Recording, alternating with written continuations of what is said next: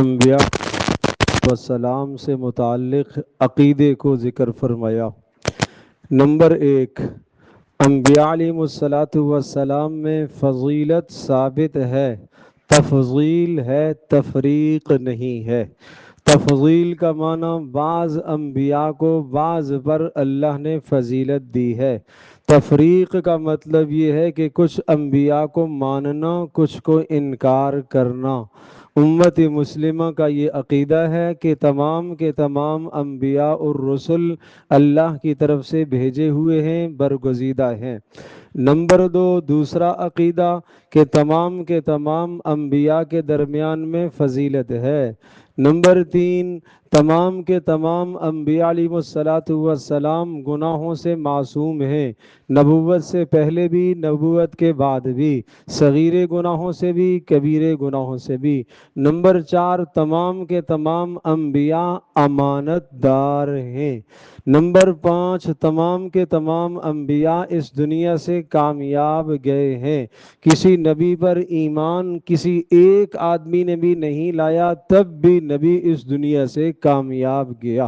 یہ انبیاء علیہ السلام کے متعلق عقیدہ رکھنا ہے۔ پھر دوسری بات یہاں توحید کے اللہ جل جلالہ نے 11 بڑے دلائل ذکر فرمائے۔ آیت الکرسی قرآن کریم کی عظیم ترین آیت ہے۔ حضرت ابی بن کعب رضی اللہ تعالی عنہ فرماتے ہیں کہ پیارے رسول صلی اللہ علیہ وسلم نے مجھ سے پوچھا کہ اے ابی یہ بتاؤ قرآن کریم کی سب سے عظیم ترین آیت کون سی ہے؟ میں نے کہا اللہ اور اس کا رسول جانے۔ پھر پوچھا، پھر یہی جواب دیا، پھر پوچھا، پھر یہی جواب دیا۔ پھر آپ نے میرے سینے پر ہاتھ رکھا، کہا بتاؤ سب سے عظیم ترین آیت کون سی ہے؟ تو میں نے کہا آیت الکرسی ہے۔ حضرت ابو ذر رضی اللہ تعالیٰ عنہ فرماتے ہیں مجھ سے رسول اللہ صلی اللہ علیہ وسلم نے پوچھا سب سے عظیم ترین آیت کون سی ہے؟ میں نے کہا آیت الکرسی۔ آپ نے فرمایا تجھے تیرا علم مبارک ہو، تجھے تیرا علم مبارک ہو، دین کا مسئلہ معلوم ہو تو اس پر فرمایا تجھے مبارک ہو، تجھے برکت ہو، اس لیے کہ دین کا ایک مسئلہ تمہیں معلوم ہے۔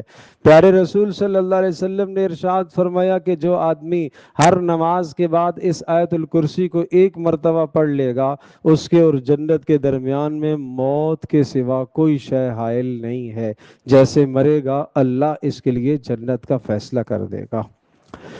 ایک اور حدیث میں حضرت ابو ہریرہ رضی اللہ تعالی عنہ روایت فرماتے ہیں کہ پیارے رسول صلی اللہ تعالی علیہ وسلم نے ارشاد فرمایا کہ جس گھر میں آیت الکرسی پڑھی گئی اس گھر میں شیطان داخل نہیں ہو سکتا، اس گھر میں کوئی جادوگر داخل نہیں ہو سکتا، اس گھر کے اندر کسی بھی قسم کا سحر کرنے والا شخص داخل نہیں ہو سکتا۔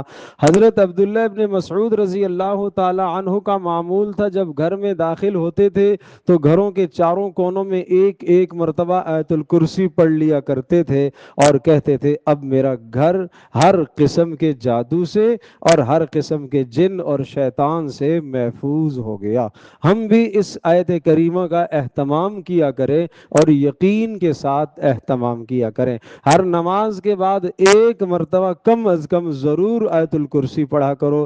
اس میں جان کی بھی حفاظت ہے، مال کی بھی حفاظت ہے، عزت کی بھی حفاظت ہے، ایمان کی بھی حفاظت ہے۔ اگر ان چاروں حفاظتوں کی آپ نیت کریں گے تو اس بابرکت کلمے اور آیت کی بنیاد پر اللہ پاک آپ کی جان کو بھی محفوظ کر دے گا، ایمان کو بھی محفوظ کر دے گا، عزت کو بھی محفوظ کر دے گا اور مال کو بھی محفوظ کر دے گا۔ حضرت ابو ہریرہ رضی اللہ تعالی عنہ ہی کی روایت ہے مال پر جب پڑھ کر اسے دم کر دیا جائے تو اللہ اس مال کی حفاظت کرتا ہے۔ رات کو کوئی آدمی سوتے وقت آیت الکرسی پڑھ لیتا ہے، ایک فرشتہ مقرر کر دیا جاتا ہے جو اس کی حفاظت کرتا ہے اور اس کے نامہ عمل میں نیکیاں لکھتا رہتا ہے۔ تو یہ سب سے عظیم ترین آیت ہے، عظمت والی آیت ہے جس کو کہا جاتا ہے آیت الکرسی۔ کرسی والی آیت، اس میں اللہ جل جلالہ کے لیے کرسی کا ثبوت ہے، مگر کرسی ہماری کرسی کی طرح نہیں۔ جس طرح سے ہم بیٹھنے کے لیے کرسی پر محتاج ہیں، اس طرح سے اللہ کی کرسی نہیں ہے۔ اللہ تبارک و تعالیٰ کے لیے کرسی کا ثبوت ہے، مگر کیسی؟ اس سے مراد اللہ کی سلطنت ہے، اللہ کی حکومت ہے، اللہ کا اقتدار ہے، اللہ کا رعب اور دبدبہ ہے، اللہ کا علم ہے، اللہ کا علم ہے۔ حضرت سعید بن جبیر رضی اللہ تعالی عنہ فرماتے ہیں کہ اللہ کی کرسی سے مراد اللہ کا علم ہے۔ وسع کرسیہ السماوات والارض، اللہ کے علم نے آسمانوں اور زمینوں کا احاطہ کیا ہوا ہے، کوئی شے اس کے علم سے نہیں بچ سکتی۔ ولا یحیطون بشیء من علمہ الا بما شاء، اور پھر فرمایا ولا یؤودہ حفظہما، اللہ وہ طاقتور ذات ہے کہ آسمانوں اور زمینوں کی حفاظت کرنا اسے تھکاتا نہیں ہے۔ ہم کوئی کام کرتے ہیں تو ہم تھک جاتے ہیں، پھر ہمیں نیند آ جاتی ہے، پھر ہمیں اونگ آتی ہے۔ فرمایا لا تأخذہ سنۃ ولا نوم، نیند تو بہت بعد کی بات ہے، سنہ عربی زبان میں اونگ کے لیے سنہ کا لفظ بھی آیا ہے، نعاس کا لفظ بھی آیا ہے، مگر سنہ اس ابتدائی اونگ کو کہا جاتا ہے کہ جس میں آدمی کی آنکھ بند نہیں ہو، بس ایسے ہی ذرا سا جھونکا لگے، اس کو سنہ کہتے ہیں۔ بہت بہت ابتدائی درجہ، وہ بھی اللہ پاک اس سے بھی پاک ہے۔ نعاس، بیٹھے بیٹھے آنکھ بند ہو جائے، اونگنے لگ جائے آدمی، سر کو جھٹکے لگنے لگ جائیں، یہ نعاس۔ اذ یغشیکم النعاس امنۃ منہ، اللہ پاک نے نعاس کو اہل بدر پر ڈالا تھا اور اللہ نے انہیں سکون عطا فرمایا تھا، وہ ایک الگ چیز ہے، آگے جب مضمون آئے گا ذکر کریں گے۔ تو بہرحال اللہ پاک نیند سے بھی پاک ہے، اونگ سے بھی پاک ہے۔ اور اس کے بعد ارشاد فرمایا کہ جس شخص نے اللہ پر ایمان لایا، اس نے اللہ کی رسی کو مضبوطی سے تھام لیا، اور اللہ تو ان لوگوں کا دوست ہے جو ایمان والے ہیں۔ اللہ کی دوستی ایمان والے کے ساتھ۔ پھر اللہ پاک کی دوستی کا فائدہ کیا؟ یخرجہم من الظلمات الی النور، اللہ اندھیروں سے روشنی کی طرف لاتا ہے، کفر سے ایمان کی طرف لاتا ہے، شرک سے توحید کی طرف لاتا ہے، نفاق سے اخلاص کی طرف لاتا ہے، شکوک شبہات سے یقین کی طرف لاتا ہے۔ مگر وہ لوگ جو کفر کرتے ہیں، ان کا دوست تو شیطان بن جاتا ہے، اور شیطان ان کو ایمان سے یعنی نور سے ہٹا کر اندھیروں کی طرف لے جاتا ہے، ایمان سے کفر کی طرف لے کر جاتا ہے، توحید سے شرک کی طرف، اخلاص سے نفاق کی طرف، یقین سے شکوک و شبہات کی طرف، اطاعت اور فرما برداری سے گناہوں کی طرف لے جاتا ہے۔ فرمایا اولئک اصحاب النار، یہی تو دوزخی لوگ ہیں۔ آگے اللہ نے اپنی قدرت کے دو بڑے دلائل ذکر فرمائے، ابراہیم علیہ السلام کا واقعہ اور حضرت عزیر علیہ السلام کا واقعہ۔ دو واقعے آئے ابراہیم علیہ السلام کے اور ایک واقعہ حضرت عزیر علیہ السلام کا، جن کو اللہ نے 100 سال کے بعد دوبارہ زندہ فرمایا۔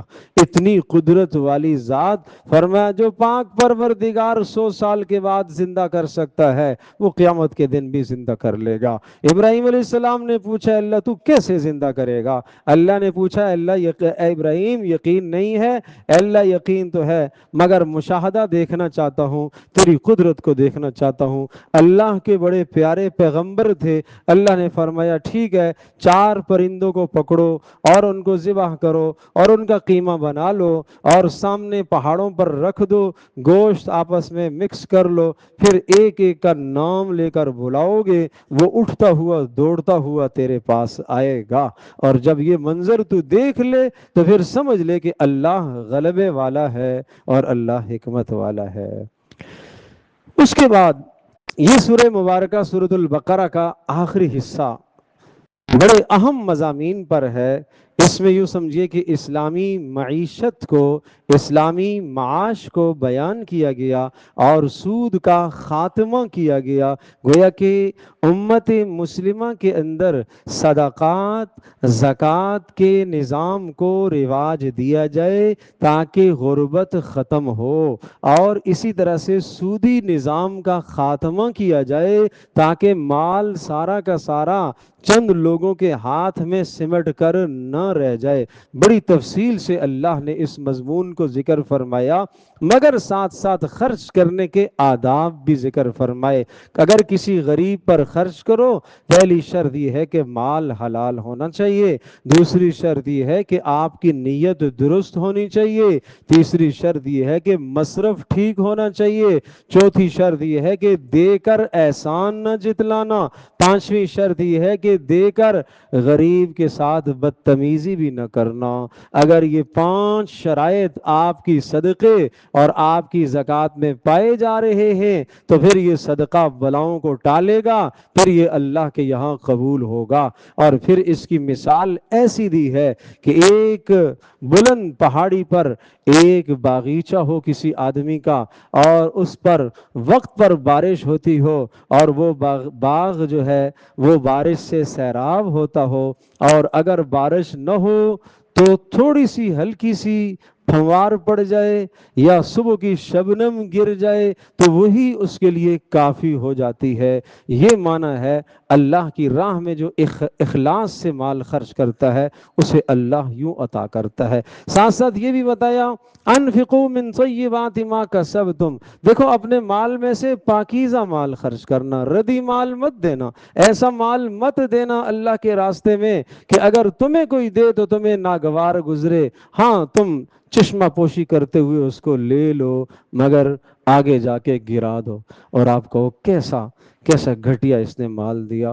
نہ ایسا مال مت دو، اچھا مال نکالو۔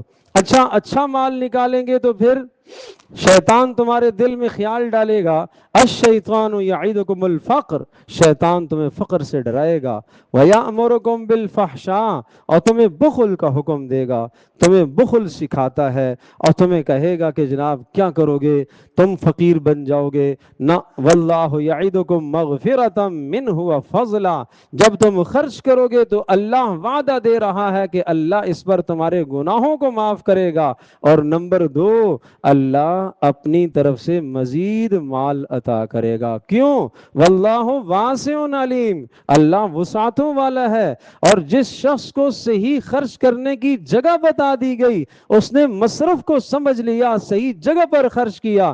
یؤتی الحکمت من یشاء، یہ تو اللہ جسے چاہتا ہے عطا کرتا ہے کہ کہاں خرچ کرنا ہے، کس مصرف میں خرچ کرنا ہے۔ فرمایا جو بھی تم نفقہ کرو گے، جو بھی تم نظر مانو گے، اللہ اسے جانتا ہے اور اللہ تمہیں اجر دے گا۔ اور تم صدقات کو چھپ کر خرچ کرو تو بہتر ہے، زکوٰۃ علی الاعلان خرچ کرو، صدقات چھپ کر خرچ کرو تو یہ زیادہ بہتر ہے، اور جو بھی تم خرچ کرو گے اس کا بھلا تمہیں ہے، اور جو تم اللہ کی رضا کے لیے خرچ کرو گے اس کا تمہیں پورا بدلہ دیا جائے گا۔ یا اللہ کہاں خرچ کریں؟ مصرف تو بتا دے، للفقراء الذین احصروا فی سبیل اللہ، سب سے بہترین مصرف وہ ہے ان لوگوں پر خرچ کرو جو پابند کر دیے گئے ہیں اللہ کے راستے میں، احصروا جن کو روک دیا گیا ہو، اللہ کے راستے میں ان کو روک دیا گیا ہے۔ کیا معنی؟ آگے خود قرآن تشریح کر رہا ہے، میں نہیں تشریح کر رہا، میں نہیں شرح کر رہا، اللہ نے خود بتا دیا۔ لا یستطیعون ضربا فی الارض، کہ وہ زمین میں تجارت کے لیے نہیں جا سکتے۔ کیوں؟ دینی مشغولی، علم دین حاصل کرنے میں مشغول ہیں۔ یہ اصحاب صفہ پیارے رسول صلی اللہ تعالی علیہ وسلم کی مسجد میں آپ علیہ السلام نے ایک چبوترا بنایا، وہ اصحاب صفہ، وہ سب سے پہلا مدینہ کا مدرسہ کہلاتا ہے۔ آپ نے مسجد بنائی، مسجد کے ساتھ آپ نے کیا بنایا؟ آپ نے مدرسہ بھی بنایا۔ اس زمانے میں پیارے رسول صلی اللہ علیہ وسلم نے یہ امت مسلمہ کو تصور دیا کہ مسجد بغیر مدرسے کے نہیں ہو سکتی۔ بھائی یہ اصحاب صفہ کا مدرسہ، یہ کس کا مدرسہ ہے؟ اس کے بانی اور اس کے جناب انتظام کرنے والے کون ہیں؟ محمد رسول اللہ صلی اللہ علیہ وسلم ہیں۔ اور اس مدرسے کے اخراجات اٹھانے والے کون ہیں؟ انصار صحابہ ہیں۔ کہتے ہیں رسی ایک لٹکی ہوئی تھی اور اس رسی کے اوپر آ کر کوئی مال اپنا لٹکا دیتا، کوئی کھجوروں کے خوشے لٹکا دیتا، کوئی انگور لٹکا دیتا، کوئی درہم اور دینار کی تھیلی لٹکا دیتا، اور ابو ہریرہ رضی اللہ تعالی عنہ جیسے لوگ اس مدرسے کے طالب علم تھے۔ تو مدرسہ تو روز اول سے ہے۔ آج مدرسہ ہمیں برا لگتا ہے، آج طلبہ ہمیں برے لگتے ہیں، آج دینی ادارے ہمیں اچھے نہیں لگتے، آج مساجد میں ان کا وجود ہمیں برداشت نہیں ہے۔ پیارے رسول صلی اللہ تعالی علیہ وسلم نے تو مسجد قائم فرمائی، آپ نے مسجد کے ساتھ مدرسہ قائم فرمایا۔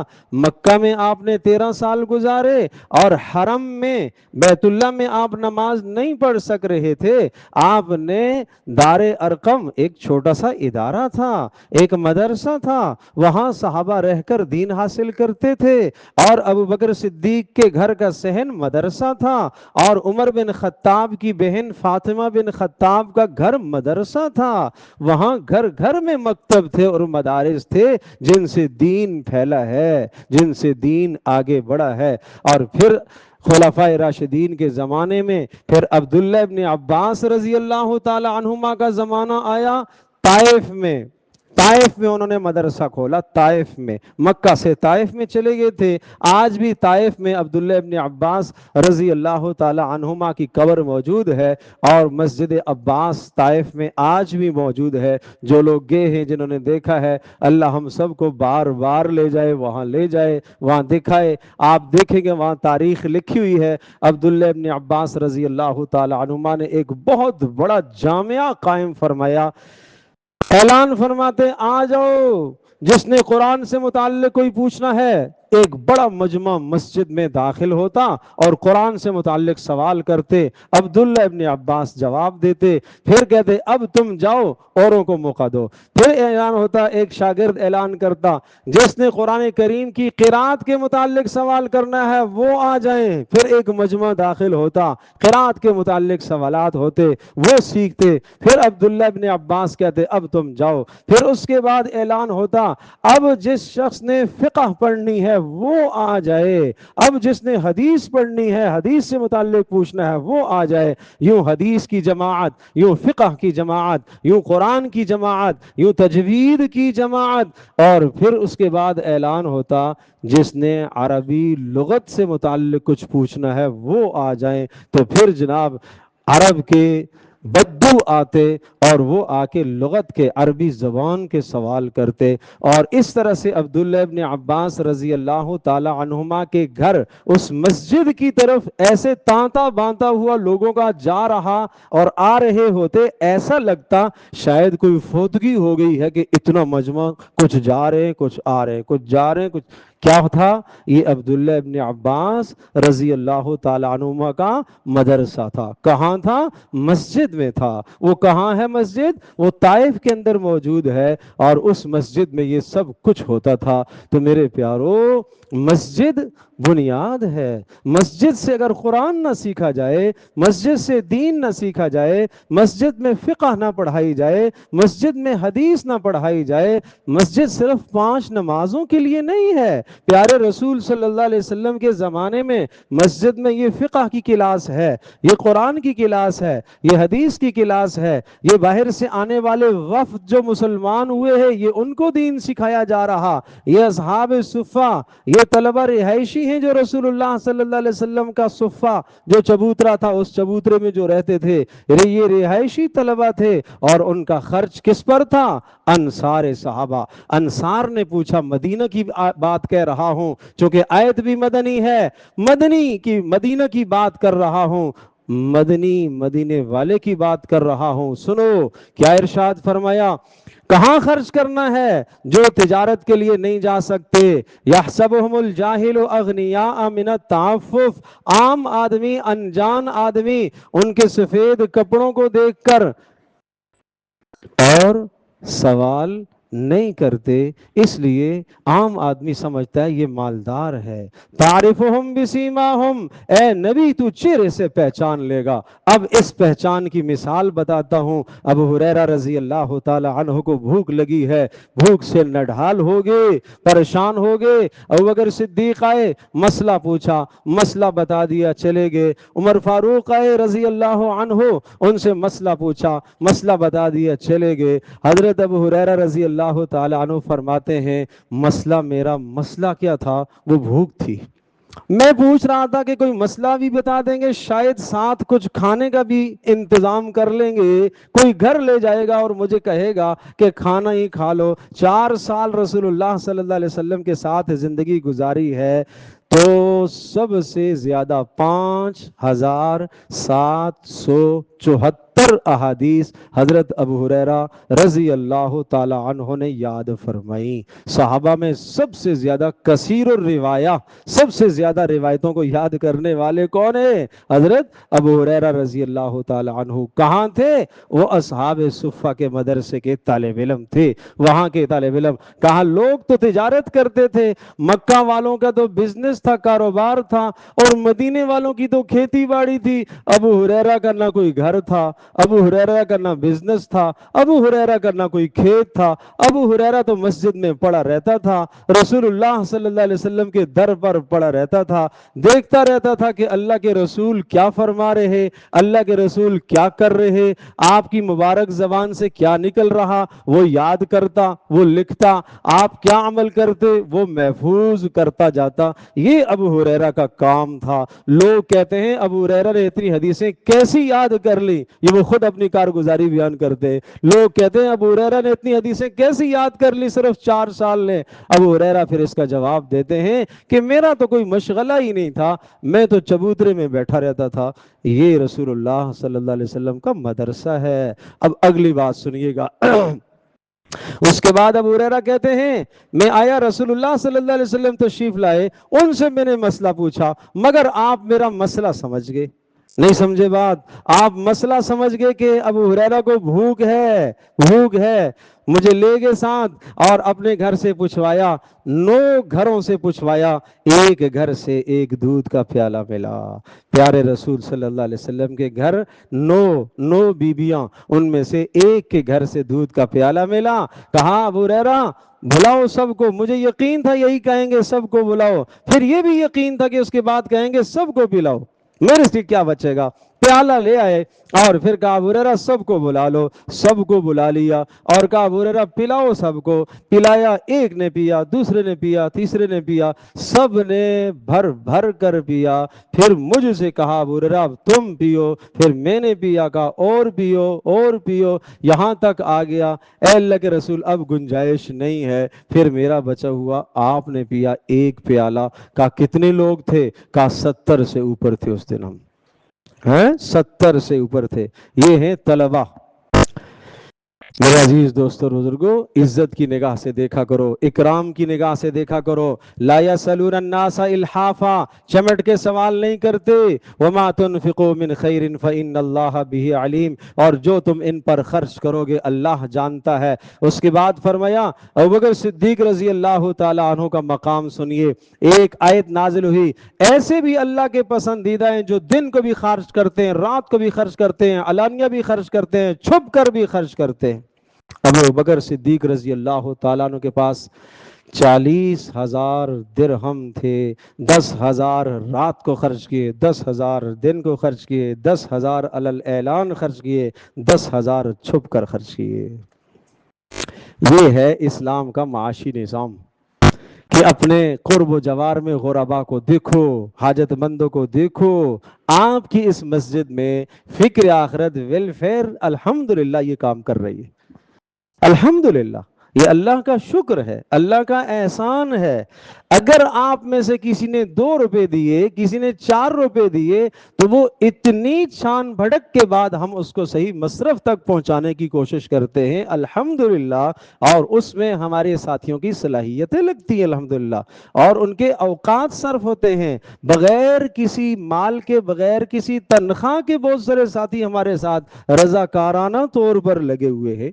محلے میں بھی جہاں ہمیں پتہ چلتا ہے ہم خرچ کرتے ہیں، باہر بھی جہاں پتہ چلتا ہے ہمیں خرچ کرتے ہیں، تعاون کرنے والے الحمدللہ تعاون کرتے ہیں، مگر دل اپنے بیا۔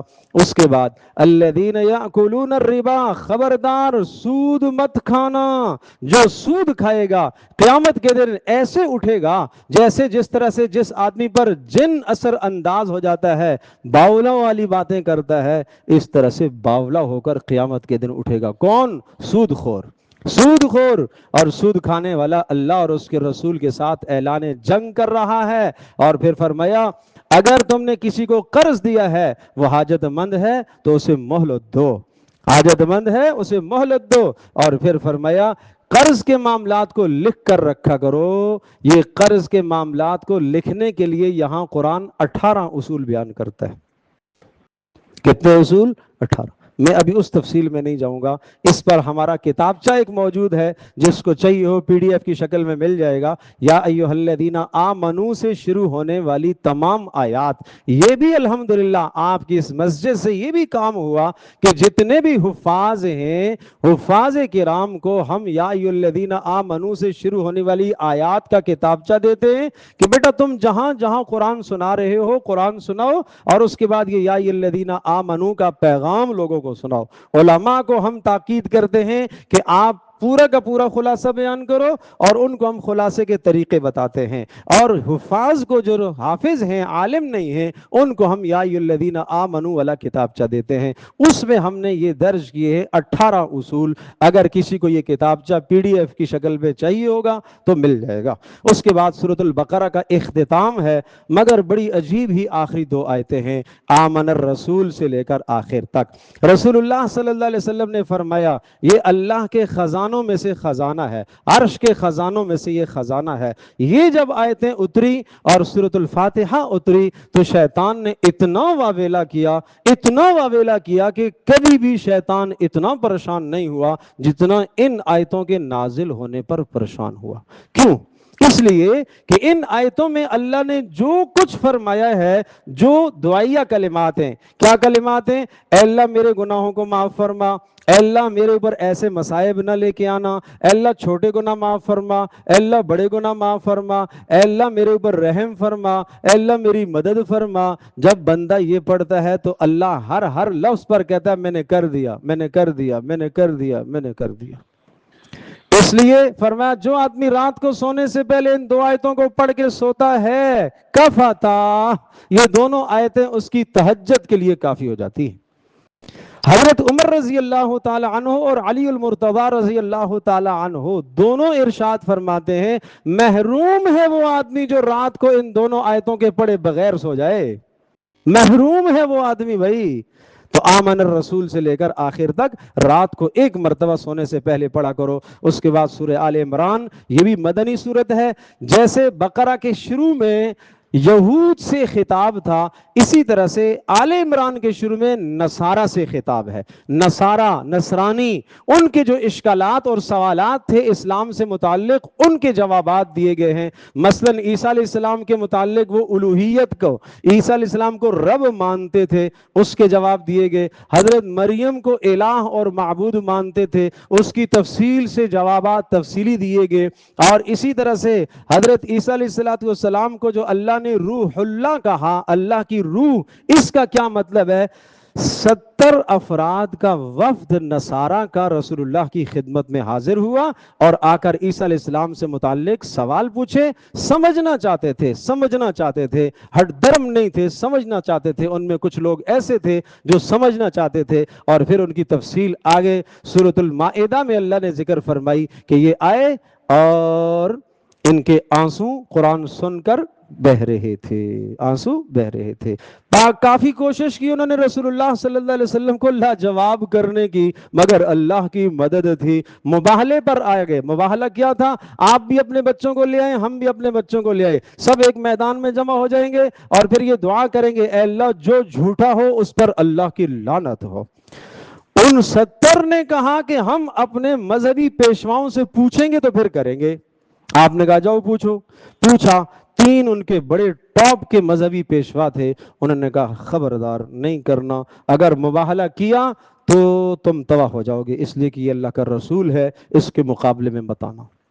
چنانچہ آپ نے ارشاد فرمایا اگر یہ تیار ہو جاتے اس پر تو آسمان سے آگ آ کر ان کو جلا کر رکھ کر دیتی۔ پھر اس کے بعد دعوت دی گئی، کہو دیکھو ایک کلمے کی طرف آ جاؤ، اللہ نعبد الا اللہ، اللہ کے سوا ہم کسی کی بندگی نہیں کریں گے۔